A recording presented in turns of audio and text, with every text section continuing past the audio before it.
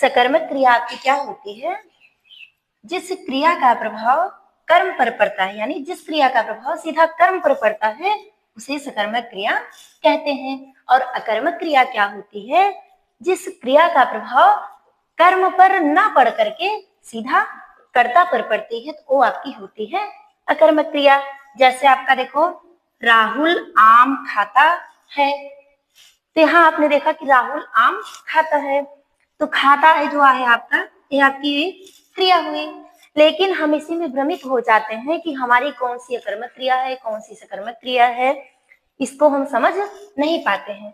तो इसके लिए हम परिभाषा और भाषा आप क्या करिए, इसको पीछे छोड़ दीजिए और आए देखिए, अब आपके समझ में बहुत जल्दी आ जाएगा। सिर्फ आप कोशिश करिए कि हम इसको समझ ले जाएं। तो देखेंगे आप कि सकर्मक, जैसे आपका हुआ सकर्मक, सकर्मक और अकर्मक, सकर्मक और अकर्मक।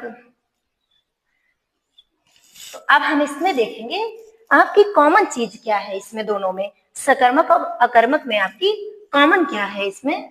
तो हम देखेंगे आपका कॉमन क्या हुआ, ये आपका जो कर्मक हुआ, ये कर्मक शब्द आपका इसमें कॉमन हो गया। कर्मक का मतलब यानी आपका हो गया कर्म यहाँ, और यहाँ भी आपका कर्मक का मतलब हुआ कर्म। और देखिए जो आपका यहाँ स है, सकर्मक है, तो इस स का मतलब क्या होता है आपका साथ, और इस अ का मतलब क्या हुआ आपका नहीं, नहीं। तो ये आपका क्या हुआ साथ कर्म, यानी जहां जो है क्रिया आपकी क्या करती है, कर्म को लिए हुए रहती है, यानी जहां पर जिस क्रिया में कर्म आपके साथ होता है तो वो आपकी होती है सकर्मक क्रिया। और अकर्मक, अ का मतलब मैंने बताया नहीं, सॉरी, जहां पर क्या होता है आपका कि कर्म का प्रभाव किस पे पड़ता है, कर्ता पर, यानी इसके साथ कर्म जो है वो नहीं होता है, तो यहाँ आपकी होती है अकर्मक क्रिया। तो देखेंगे आप, अब आप इसको तो समझ ही गए होंगे कि सकर्मक सा मतलब साथ, कर्म मतलब कर्म, तो जहां पर कर्म साथ होता है वो आपकी हुई सकर्मक क्रिया, और जहां पर अकर्मक यानी जहां पर कर्म आपके साथ नहीं होता है वहां आपकी होती है अकर्मक क्रिया। तो अब देखेंगे आप, जैसे उदाहरण के माध्यम से हम आपको बताने चल रहे हैं कि आप ताकि आप अच्छे से समझ जाए कि सकर्मक क्रिया या अकर्मक क्रिया क्या होती है। यानी एग्जाम में आपकी सकर्मक और अकर्मक क्रियाएं जो होती हैं बहुत ज्यादा ही पूछी जाती हैं, हर एग्जाम में आपकी लगभग पूछी जाती हैं। तो इसको हम अच्छी तरह से समझेंगे कि सकर्मक क्रिया क्या है, हमारी अकर्मक क्रिया क्या है। तो इसके लिए अब हम आपको देखेंगे, सरल तरीके से समझाने चल रहे हैं उदाहरण के माध्यम से, ताकि आपके समझ में अच्छे से आ जाए। तो देखेंगे अब हम फिर से जो है अपनी परिभाषा और उदाहरण के माध्यम से समझते हैं कि आपकी सकर्मक क्रिया कहाँ हुई और अकर्मक क्रिया कहाँ हुई। तो देखेंगे, जैसे आप देखिए मैंने आपको यहाँ बताया कि सकर्मक यानी कर्म साथ लिए हुए रहता है, और यहाँ अकर्मक यानी कर्म को पीछे छोड़ देता है, यह क्या करता है कर्ता को साथ लेता है, कर्ता पर इसका प्रभाव पड़ता है। तो हम देखेंगे आपका उदाहरण और इस परिभाषा के माध्यम से। तो परिभाषा हमारी क्या कहती है कि जिस क्रिया का प्रभाव कर्म पर पड़ता है उसे हम सकर्मक क्रिया कहते हैं, यानी कर्म क्या होता है वो साथ होता है, कर्म साथ होता है, कर्म आपका साथ होता है। कहाँ होता है आपकी सकर्मक क्रिया में, सकर्मक क्रिया में आपका कर्म जो होता है वो साथ होता है। तो हमें इस उदाहरण के माध्यम से देखेंगे कि जैसे राहुल आम खाता है।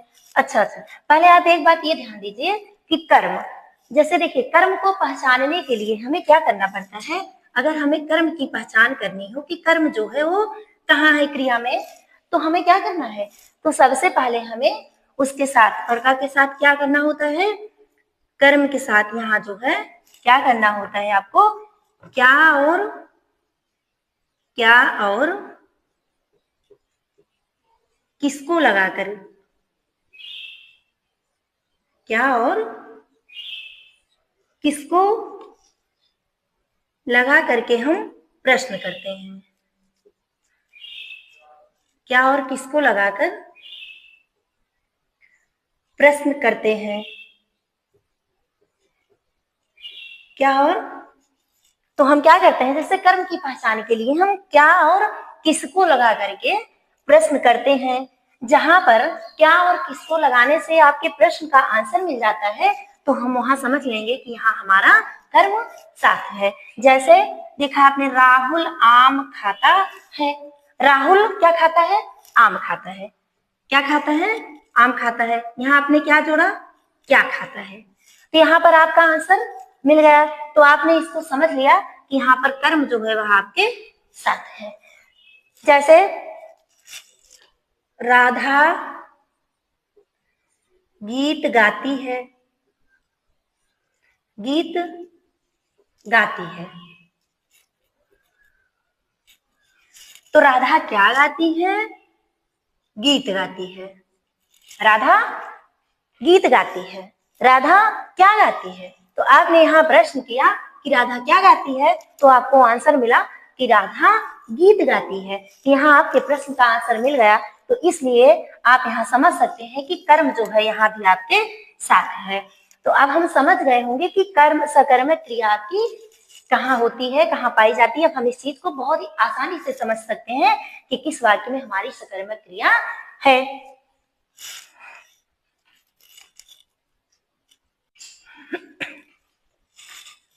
देखेंगे, हमने बताया आपको सकर्मक क्रिया के प्रकार या भेद, यानी आपकी सकर्मक क्रिया जो होती है वह भी आपकी दो प्रकार की होती है। एक होती है एक कर्मक क्रिया और दूसरी आपकी होती है द्विकर्मक क्रिया। तो हम देखेंगे एक कर्मक क्रिया, यानी आपके नाम से ही आप इसके नाम से ही समझ सकते हैं कि एक कर्मक यानी एक कर्म, यानी एक कर्म जिस वाक्य में आपका एक कर्म हो रहा हो वहां आपकी क्या होती है, एक कर्मक क्रिया होती है। परिभाषा आप देख सकते हैं इसकी, जैसे जिस सकर्मक क्रिया में, यानी ये आपकी एक कर्मक क्रिया वही होगी जहां पर आपकी सकर्मक क्रिया होगी। तो इसलिए आप देख सकते हैं कि जिस सकर्मक क्रिया में एक ही कर्म पाए जाते हैं, यानी जो सकर्मक क्रिया हो रही हो, जो वाक्य आपकी सकर्मक क्रिया की होती है उसमें आपके जहां पर एक कर्म पाए जाते हैं तो उसको कहते हैं एक कर्मक क्रिया। जैसे अमन टीवी देख रहा है। यहाँ जो है अमन आपका क्या देख रहा है, टीवी देख रहा है, टीवी देख रहा है। तो यहाँ जो है आपका सिर्फ एक ही कर्म दिखाई दे रहा है, यानी यहाँ सिर्फ टीवी देखने का कार्य आपका अमन जो है वो सिर्फ टीवी ही देखने का कार्य कर रहा है। तो आप देख सकते हैं कि यहाँ कर्म को लिए हुए कौन सा कर्म है, सिर्फ एक कर्म यहाँ आपको दिखाई दे रहा है। सिर्फ कौन सा कार्य हो रहा है, टीवी देखने का कार्य आपका यहाँ एक हो रहा है कि अमन के द्वारा टीवी देखी जा रही है। तो यहाँ पर आपके क्या हुए, एक कर्मक क्रिया हुई। दूसरा आप देख सकते हैं द्विकर्मक क्रिया। द्वि मतलब दो आपका हुआ, द्वि मतलब आपका हुआ दो, यानी द्वि का मतलब दो हो गया, कर्म मतलब कर्म हो गया यानी काम हो गया। तो जहां पर यानी जिस क्रिया में एक साथ दो कर्म होते हो, जिस क्रिया में आपके एक साथ दो कर्म होते हो या दो कर्म एक साथ जुड़े रहे होते हैं तो उसे आप कहते हैं द्विकर्मक क्रिया। जैसे आप उदाहरण के माध्यम से इसको देख सकते हैं कि राजा टीवी देखते हुए मोबाइल चला रहा है। यानी यहाँ राजा जो है वो आपका टीवी भी देख रहा है और मोबाइल भी चला रहा है। यानी वह जो है राजा, यानी वह यानी राजा, वह क्या कर रहा है, एक साथ दो कार्य कर रहा है। तो इसलिए यहाँ पर आपकी हुई द्विकर्मक क्रिया, आपकी यहाँ पर हुई द्विकर्मक क्रिया, यानी आपके यहाँ दो कार्य हो रहे हैं, एक टीवी देखने का कार्य और दूसरा मोबाइल चलाने का कार्य। यहाँ आपकी क्या हुई, द्विकर्मक क्रिया हुई। अब आप देखेंगे अकर्मक क्रिया। हमने आपको बताया कि अकर्मक यानी अ का मतलब समझ लीजिए आप नहीं हुआ, यानी जहां पर आपका कर्म जो है वो साथ नहीं हुआ, तो हाँ आपकी क्या हुई, अकर्मक क्रिया। जैसे आप परिभाषा के माध्यम से देख सकते हैं कि जिस क्रिया का प्रभाव कर्म पर न पड़ करके, कहाँ, कर्म पर ना पढ़कर सीधा कर्ता पर पड़ता है, तो वहां आपकी क्या होती है, अकर्मक क्रिया होती है। जैसे देख सकते हैं आप पक्षी आकाश में उड़ते हैं। तो हमने आपको बताया कि जो आपकी सकर्मक क्रिया होती है उसमें आप क्या और किसको लगा करके जब प्रश्न करते हैं तो आपका जो आंसर मिलता है तो वहां आपकी क्या होती है, सकर्मक क्रिया होती है, क्योंकि वहां आपका कर्म जो होता है वो साथ होता है। तो यहाँ आप देखेंगे, यदि आप ये कहेंगे क्या उड़ता है, तो ये क्या होगा, यहाँ ये समझ लो ये चुप हो जाएगा, क्योंकि यहाँ क्या उड़ता से आपका प्रश्न, आपके प्रश्न का आंसर नहीं मिलने वाला है, बल्कि यहाँ कौन उड़ते हैं जब आप करेंगे तो आपके प्रश्न का आंसर मिलेगा। तो इससे हम समझ सकते हैं यहाँ पर आपकी सकर्मक क्रिया ना होकर के बल्कि आपकी क्या हुई, अकर्मक क्रिया हुई। क्या उड़ते हैं, पक्षी उड़ते हैं। अगर आप ऐसे कह देंगे क्यों, क्योंकि यहाँ जो है आपकी क्या है, अकर्मक क्रिया है, यहाँ कर्म आपका साथ नहीं है। क्यों, क्योंकि आकाश, पक्षी आकाश में उड़ते हैं, तो यहाँ पर आपका कर्म कारक नहीं है बच्चा, बल्कि यहाँ पर आपका हुआ अधिकरण कारक, क्योंकि आपका अधिकरण कारक जो होता है वो समय और स्थान को बताता है। इसलिए यहाँ पर कर्म जो है अकर्मक, आप इसके नाम से ही समझ सकते हैं कि अकर्मक यानी इसमें कर्म नहीं है। तो जब इसमें कर्म है ही नहीं तो इसका प्रभाव सीधा आपके कर्ता पर पड़ता है, यानी आपका यहाँ पक्षी जो हुआ वो आपका क्या हुआ, कर्ता हुआ। दूसरा आप देख सकते हैं, जैसे बच्चा रात में रोता है, क्या रोता है। यदि आप यहाँ प्रश्न करेंगे क्या रोता है, तो इससे आपके प्रश्न का आंसर नहीं मिलने वाला है बच्चा।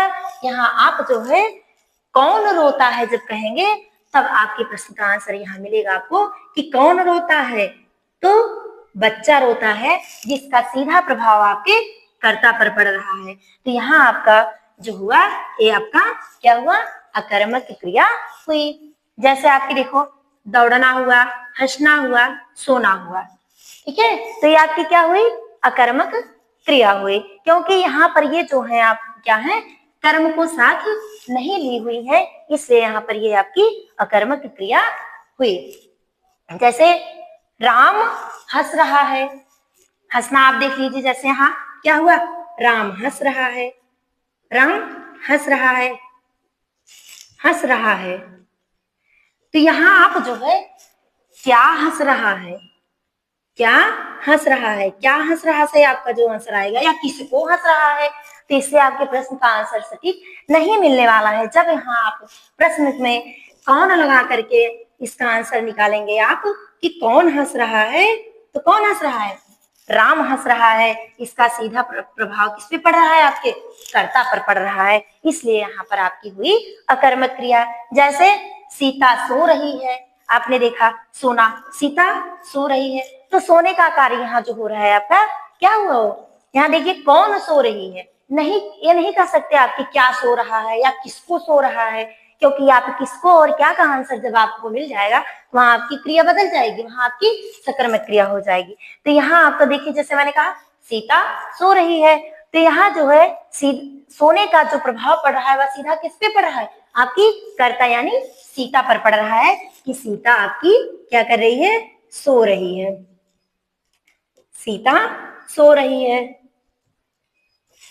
जैसे दौड़ना हो गया, क्या हो रहा है, बच्चे दौड़ रहे हैं, यहाँ आप ये नहीं कर सकते क्या दौड़ रहा है, कौन दौड़ रहा है, बच्चे दौड़ रहे हैं, तो ये है आपकी अकर्मक क्रिया। अब आप जो है इसको बहुत ही आसानी से इस एग्जाम के उदाहरण के माध्यम से और इस परिभाषा के माध्यम से जो हमने आपको यहाँ बताया, आप बहुत ही आसानी से इसको अच्छी तरीके से समझ गए होंगे कि आपकी सकर्मक क्रिया क्या होती है और अब क्रिया के भेद के अंतर्गत आपका अर्थ के आधार पर क्रिया के भेद। तो अर्थ के आधार पर आपकी क्रिया के मैंने बताया था दो भेद होते हैं। कितने भेद, दो भेद होते हैं। पहला आपका क्या है, क्रियार्थक संज्ञा, और दूसरी है आपकी प्रेरणार्थक क्रिया।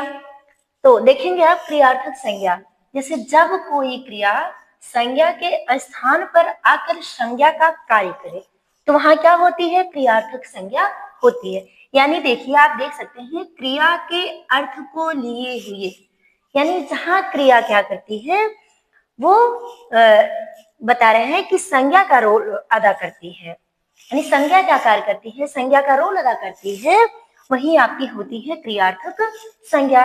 जैसे आप उदाहरण देख सकते हैं कि फास्ट फूड खाना शरीर के लिए हानिकारक है, तो यहाँ आपका जो खाना सही हुआ आपकी क्या हुई, एक क्रिया हुई। तो यहाँ पर यह जो है आपका ये फास्ट फूड आपका जो आया है यहाँ पर, यह क्या है, यह आपके लिए आया है संज्ञा के स्थान पर प्रयुक्त हुआ है आपका ये फास्ट फूड, यानी आपका फास्ट फूड खाना शरीर के लिए हानिकारक है। तो इस उदाहरण के माध्यम से आप देख सकते हैं कि यहाँ आपका जो खाना शब्द है आपकी क्रिया है। तो यहाँ एक किसका कार्य कर रही है, आपका संज्ञा का कार्य कर रही है, इसलिए यहाँ आपकी हुई क्रियार्थक संज्ञा। दूसरा एग्जाम्पल आप देख सकते हैं, जैसे देश के लिए मरना गर्व की बात है। तो यहाँ जो आपके मरना शब्द आया है ये आपकी क्या है, एक क्रिया है।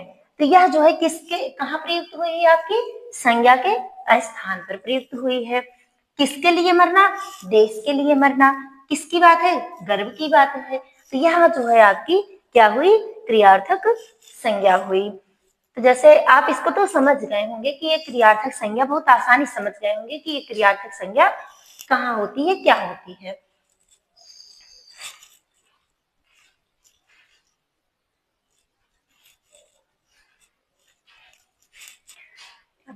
अर्थ के आधार पर क्रिया के हमने आपको दो भेद बताया था, क्या, एक क्रियार्थक संज्ञा और दूसरी है आपकी प्रेरणार्थक क्रिया। तो पहले हम देखेंगे क्रियार्थक संज्ञा। क्रियार्थक यानी क्रिया के अर्थ को लिए हुए संज्ञा, यानी जहां पर क्रिया जो है वो संज्ञा का रोल अदा करे, यानी संज्ञा की भांति प्रयोग में आए, तो वहां आपकी क्रियार्थक संज्ञा होती है। जैसे परिभाषा आप देखिए कि जब कोई क्रिया संज्ञा के स्थान पर आकर संज्ञा का कार्य करे तो वहां आपकी होती है क्रियार्थक संज्ञा। जैसे आप उदाहरण देख सकते हैं कि फास्ट फूड खाना शरीर के लिए हानिकारक है। तो यहाँ जो आपका खाना आया है शब्द, ये आपकी क्या हुई, ये क्रिया है। तो ये जो है आपकी संज्ञा के स्थान पर आकर के जो है यह यानी संज्ञा की भांति यह कार्य कर रही है, यानी खाने का जो कार्य यहाँ हो रहा है यह संज्ञा के भांति इसका कार्य प्रयोग हो रहा है, इसलिए यहाँ पर आपका हुआ जो है क्रियार्थक संज्ञा। दूसरा एग्जाम्पल आप देख सकते हैं, जैसे देश के लिए मरना गर्व की बात है। तो यहाँ जो मरना शब्द आया है यह आपकी क्या है, क्रिया है। तो यहाँ आपको जैसे उदाहरण देख सकते हैं यहाँ पे इस परिभाषा के माध्यम से कि संज्ञा के स्थान पर आकर, तो मरना आपकी क्या हुई, क्रिया हुई।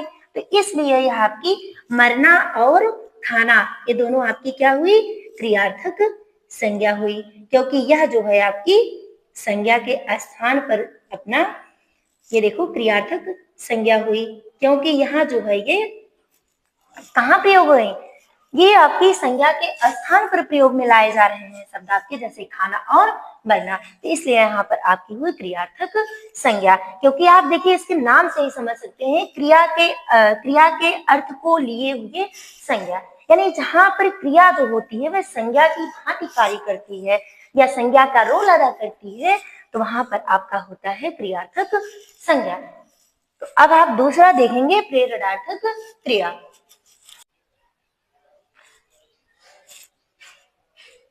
देखेंगे दूसरी आपकी क्या हुई, प्रेरणार्थक क्रिया। कहे कि जैसे प्रेरणा यानी प्रेरणा देने वाली, यानी जिससे हमको क्या मिले, प्रेरणा मिले। तो क्या है, जैसे जब वक्ता द्वारा किसी कार्य को अन्य के द्वारा करवाया जाता है तो वहां पर क्या होती है, आपकी प्रेरणार्थक क्रिया होती है। तो यह प्रेरणार्थक क्रिया की आपकी कितने प्रकार की होती है, दो प्रकार की होती है। कितने प्रकार की, दो प्रकार की होती है आपकी प्रेरणार्थक क्रिया। पहली है आपकी एक प्रथम प्रेरणार्थक क्रिया और दूसरी ये आपकी दूसरी द्वितीय प्रेरणार्थक क्रिया। तो हम देखेंगे पहले प्रथम प्रेरणार्थक क्रिया कहाँ होती है। प्रथम प्रेरणार्थक क्रिया में क्या होता है, जैसे धातु के साथ आपका आना या लाना शब्द जो होता है वो जोड़ करके आपकी क्या होती है, प्रथम प्रेरणार्थक क्रिया बनती है।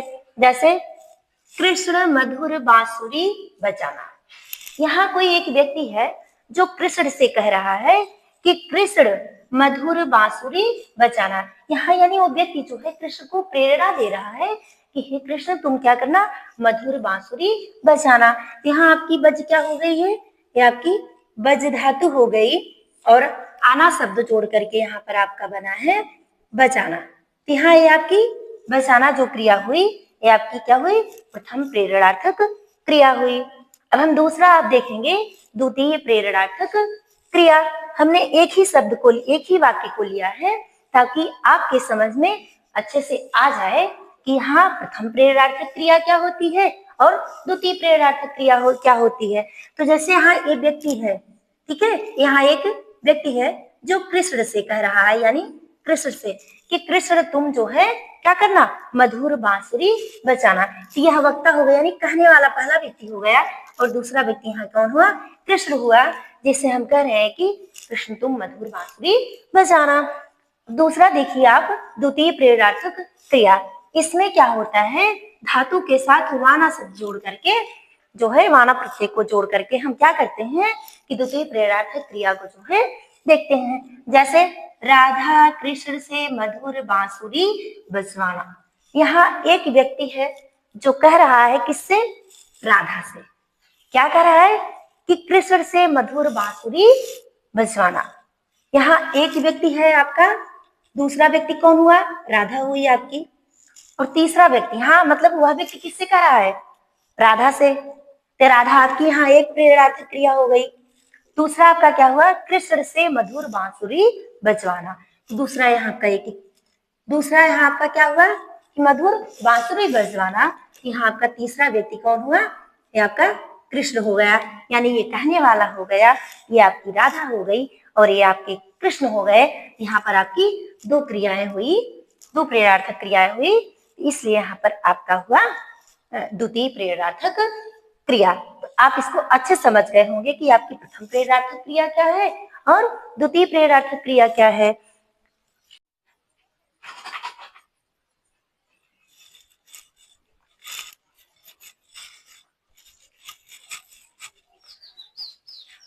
हेलो दोस्तों, हमारे YouTube चैनल पूजा तिवारी ऑफिशियल में आपका स्वागत है। आप जो है कर्म के आधार पर क्रियाएं देखा था आपने, और जो है अर्थ के आधार पर देखा था। तो आज हम देखेंगे अन्य क्रियाएं। अन्य क्रियाओं के अंतर्गत जैसे आपकी हुई पूर्वकालिक क्रिया हुई आपकी, और जो है संयुक्त क्रिया हुई आपकी, और सहायक क्रिया हुई आपकी, और नाम धातु क्रिया हुई, जैसे कालवाचक क्रिया हुई। तो ये सब आपकी अन्य क्रियाओं के अंतर्गत आती हैं। तो आप देखेंगे पूर्वकालिक क्रिया, जैसे आप इसके नाम से ही समझ सकते हैं कि पूर्व मतलब होता है पहले, और काल मतलब समय, यानी जो पहले क्रिया के पहले ही समय में जो है की गई हो क्रियाएं, जो कार्य क्रिया हो रही है उसके पहले। तो जो पूर्व मतलब पहले हुआ, काल मतलब समय, यानी जो दूसरी क्रिया यानी पहले हो रही है क्रिया जो, वही आपकी पूर्वकालिक क्रिया होगी। तो जैसे आप इस परिभाषा के माध्यम से देख सकते हैं कि जैसे जब किसी वाक्य में कर्ता एक क्रिया को समाप्त करके दूसरी क्रिया करता है, तब पहली क्रिया को पूर्वकालिक क्रिया कहते हैं। जैसे जब कर्ता क्या होता है, यानी कार्य को करने वाला जो होता है कर्ता, जब किसी एक कार्य को करके तुरंत दूसरा कार्य करने लगता है, तो जो पहले कार्य किया रहता है, वो पहला कार्य जो उसका समाप्त हुआ रहता है, वह उसकी क्या होगी, पहली क्रिया यानी पूर्वकालिक क्रिया होगी। जैसे आप उदाहरण के माध्यम से देख सकते हैं कि गीता चाय पीकर अखबार पढ़ती है। यहाँ जो है गीता क्या करती है, चाय पीकर, क्या करके, चाय पीकर।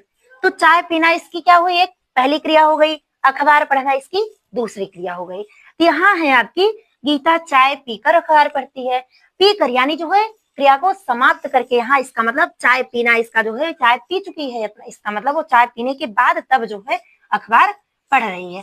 तो यहाँ पर जो है आपका जो पीना हुआ, ये आपकी क्या हुई, पूर्वकालिक क्रिया हुई आपकी। दूसरा आप देख सकते हैं इस एग्जाम्पल के माध्यम से, जैसे सीता सुबह उठकर व्यायाम करती है। तो सीता क्या करती है, सुबह उठकर, क्या करके, उठ करके। तो उठना है आपकी क्या हुई, एक क्रिया हुई, उठकर। उठकर मतलब जो है कि वह क्रिया, इसका मतलब समाप्त हो रही है, यानी उठ चुकी है। उसके बाद तब क्या कर रही है, तब व्यायाम कर रही है। तो इसकी जो व्यायाम के पहले क्रिया हुई, व्यायाम की जो क्रिया हुई इसकी आपकी यहाँ, व्यायाम करने की जो क्रिया, उसके पहले उसका जो क्रिया हुई, वह उसकी क्रिया क्या हुई, उठना हुआ। तो उठ करके जो है सीता क्या करती है, सुबह उठकर व्यायाम करती है। तो इसमें पहली क्रिया आपकी क्या हुई, उठकर। तो ये आपकी हुई पूर्वकालिक क्रिया। आप समझ गए होंगे कि पूर्वकालिक क्रिया क्या होती है। तो चलिए अब हम इसको छोड़ते हैं और ट्रिक के माध्यम से देखते हैं कि पूर्वकालिक क्रिया क्या होती है आपकी।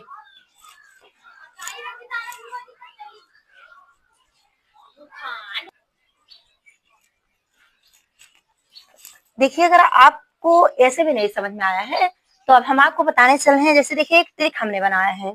ये ट्रिक जो है हमारी क्या कहती है कि धातु प्लस कर, यानी जो क्रिया होती है उसमें जो मूल धातु होती है, जैसे पी कर में आपने देखा कि पी आपकी ये क्या हुई, मूल धातु हुई। यह जो है आपकी क्या हुई, मूल धातु हुई। यानी क्रिया जो होती है, यह मूल क्रिया हुई आपकी, जो धातु हुई। तो पी धातु में कर जो है हमने प्रत्यय जोड़ दिया, कर शब्द जो जोड़ा हमने, यह जो है हमारी क्या हो गई, पूर्वकालिक क्रिया हो गई। उठ कर जैसे आपने देखा तो इसमें आपकी क्या है, उठ धातु है और कर आपका शब्द यानी प्रत्यय आ गया जो। तो आप धातु जो मूल धातु होती है उसमें कर शब्द यदि जोड़ देते हैं तो वह आपकी क्या हो जाएगी, पूर्वकालिक क्रिया हो जाए। तो यह ट्रिक जैसे हुई आपकी मूल धातु।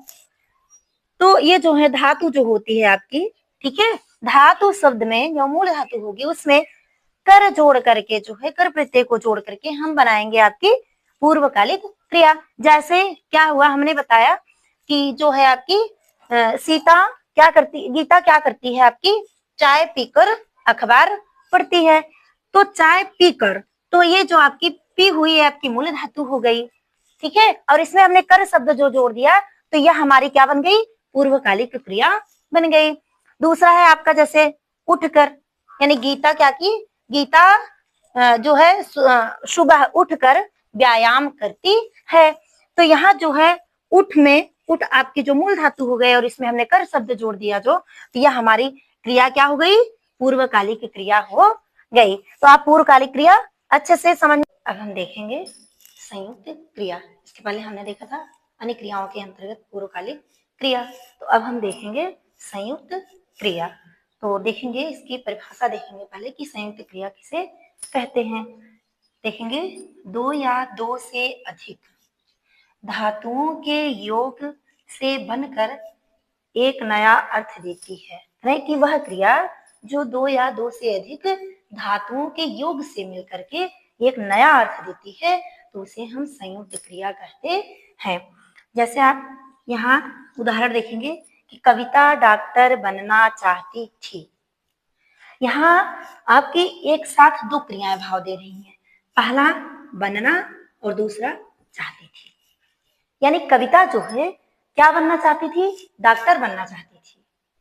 लेकिन यहाँ जो आपका वाक्य कह रहा है, इस वाक्य के माध्यम से हमको ये लग रहा है कि कविता डॉक्टर तो बनना चाहती थी लेकिन वह जो है बन नहीं सकी। तो यहाँ जो है आपकी बनना आपका एक क्रिया हो गई और दूसरी आपकी देखो चाहना। तो यहाँ जो है आपकी दो क्रियाएं एक साथ जो है भाव दे रही हैं, इसलिए यहाँ पर आपका संयुक्त क्रिया हुई। दूसरा देखेंगे, गीता अपने बेटे को सुला चुकी होगी। अब यहाँ देखेंगे आप कि गीता क्या कर रही होगी, अपने बेटे को सुला चुकी होगी। यहाँ देखो आप, सुलाना आपकी एक हो गई, दूसरी आपकी क्रिया चुकी होगी, तीसरा आपका होगी। तो यहाँ आपकी देख रहे हैं कि गीता अपने बेटे को सुला चुकी होगी, इसमें आपकी एक साथ तीन क्रियाएं भाव दे रही हैं, पहली दूसरी और तीसरी। ये तीनों क्रियाएं एक साथ आपको भाव दे रही है, एक नया अर्थ दे रही हैं आपको कि गीता अपने बेटे को सुला चुकी होगी।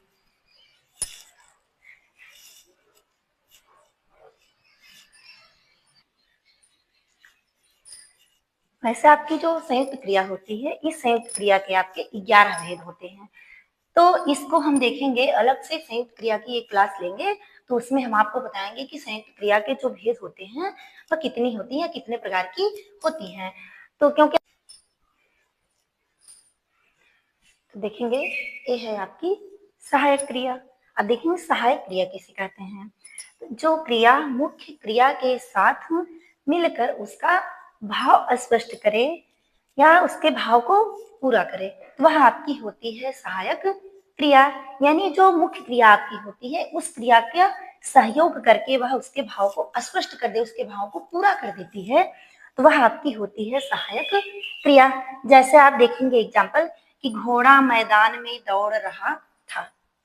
एक चीज और आप इसमें ध्यान देंगे कि यह जो आपकी सहायक क्रिया होती है, यह आपकी क्रिया के समय का भी बोध कराती है। आपकी कौन? सहायक क्रिया। क्रिया में क्या समय है उसका भी बोध आपका जो है सहायक क्रिया कराती है। तो देखेंगे घोड़ा मैदान में दौड़ रहा था। घोड़ा कहाँ दौड़ रहा था? मैदान में क्या कर रहा था? दौड़ रहा था। तो यह दौड़ना आपकी क्या हो गई? यह दौड़ना आपकी हो गई मुख्य क्रिया। ये आपकी मुख्य क्रिया हो गई। ये दौड़ना आपका क्या हुआ? मुख्य क्रिया हो गई। रहा था, यह रहा था जो आया आपका, यह आपकी क्या हुई? सहायक क्रिया हो गई। यह आपकी सहायक क्रिया हो गई, रहा था। वाक्य को पूरा करने में आपकी ये जो क्रिया है, इस क्रिया का ये सहयोग कर रहा है। आपका जो रहा था शब्द है, यह आपकी मुख्य क्रिया जो है दौड़ना, उसका सहयोग कर रही है, जिसके कारण यह वाक्य जो है वो क्या हो रहे हैं? पूरे हो रहे हैं, इसके भाव पूरे हो रहे हैं। तो यहाँ पर आपकी हुई ये आपकी जो रहा था आया है, ये आपका हुआ सहायक क्रिया। जैसे दूसरा एग्जाम्पल आप देख रहे हैं, बच्चे हंस रहे हैं। यहाँ देखेंगे बच्चे क्या कर रहे हैं? हंस रहे हैं। तो हंसना आपकी क्या हुई? हंसना आपकी हुई मुख्य क्रिया। यहाँ देखेंगे आप कि बच्चे हंस रहे हैं, तो हंसना आपका क्या हुआ? मुख्य क्रिया हुई। और आपका रहे हैं शब्द जो आया है, आपकी क्या हुई? ये आपकी हुई सहायक क्रिया। यानी जो यह वाक्य पूरा कर रहा है, अभी आप कह देते बच्चे हंस, यहाँ पर आपके भाव जो है वो पूरे नहीं होते। तो यहाँ पर आपके भाव को पूरा कौन कर रहा है? ये आपकी सहायक क्रिया कर रही है। रहे हैं शब्द जो है आपका, ये आपकी सहायक क्रिया ही है जो इसके भाव को पूरा कर रही है। और आप एग्जाम्पल देख सकते हैं, जैसे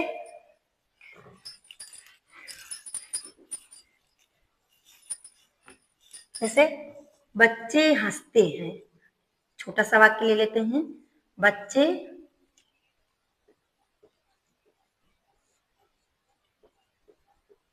बच्चे हंसते हैं। क्या करते हैं? हंसते हैं। यहाँ हंसना आपकी क्या हुई? ये आपकी हो गई मुख्य क्रिया। ये आपकी क्या हो गई? ये आपकी मुख्य क्रिया हो गई। और सिर्फ आप कह देते बच्चे हंसते, तो इससे आपका भाव पूरा नहीं होता ना, तो आप जो है इसको पूरा कर सकते हैं बिना सहायक क्रिया के। तो यहाँ पर है शब्द जो आया है, आपकी क्या हुई? ये आपकी हुई सहायक क्रिया। यह शब्द आपकी सहायक क्रिया हो गई आपकी।